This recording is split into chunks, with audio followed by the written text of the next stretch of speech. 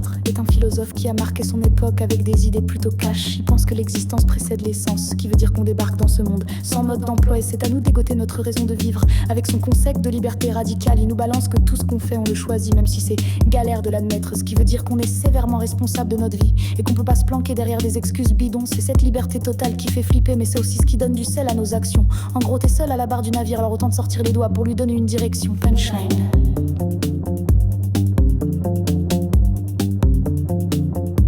T'es le seul boss de ta vie, alors fais pas la victime.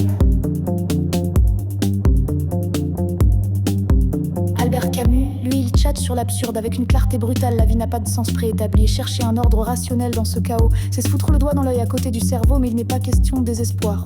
Au contraire, Camus balance que la révolte est notre seule réponse valable, la révolte contre l'absurdité de la vie et l'injustice du monde, tout en kiffant chaque moment de notre existence de mortel. Il se pose en mec passionné de la liberté et de la justice, tout en étant assez terre-à-terre sur les galères de l'existence humaine. En gros, il te dit de vivre à fond, même si au fond, la vie ne rime à rien. Voilà, c'est la quête du cool, sans illusion. Fais pas semblant, vis-le à fond.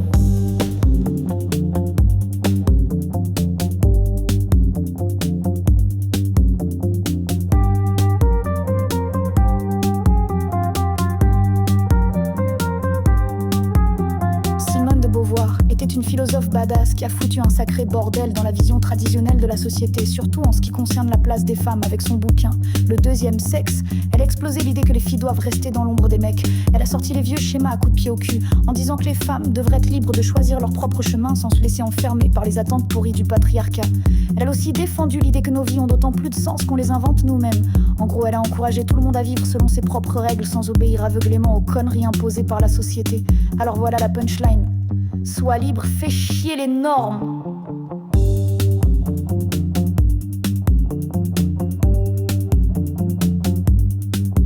Lévi-Strauss était un anthropologue français qui s'est fait un nom en explorant comment nos sociétés sont structurées et comment on crée du sens à travers nos modes de vie et nos mythes. Il a vraiment secoué le cocotier en disant que les différences culturelles ne sont pas juste du folklore, mais une façon complexe et organisée de penser, tout comme la science ou les grandes idées philo. Il s'est penché sur les tribus perdues pour montrer que leur façon de penser, même si ça semble archaïque, est en fait super sophistiquée et rigoureuse. En gros, il a fait voler en éclats les préjugés sur la supériorité de la pensée occidentale. Sa punchline: tes traditions, c'est pas juste du folklore, c'est de la putain de mécanique de précision.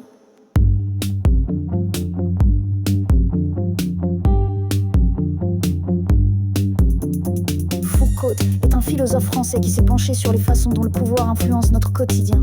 En gros, il disait que le pouvoir n'est pas seulement une affaire de politique ou d'économie, mais qu'il se cache partout dans les institutions, les normes sociales, et même dans la manière dont on surveille les uns les autres.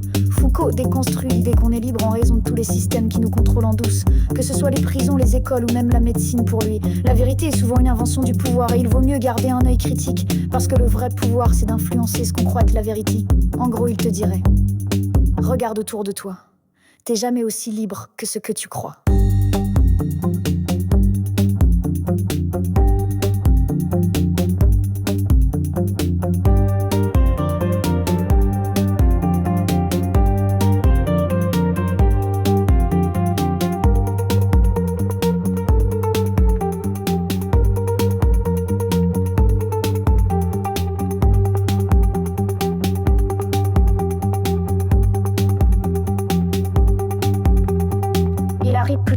Est un philosophe américain qui s'est attaqué à plein de sujets avec son style bien à lui, oscillant entre la philo de l'esprit, la science, la métaphysique et surtout les questions de langage, avec son réalisme pragmatique. Il s'est pas mal pris la tête sur le fait que le monde tel qu'on le voit est toujours un peu en chantier. En gros, pas de vérité absolue, juste des petites vérités bricolées au quotidien.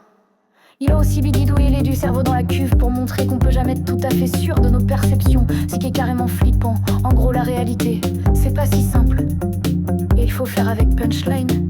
La vérité, c'est du sur-mesure, pas du prêt-à-porter.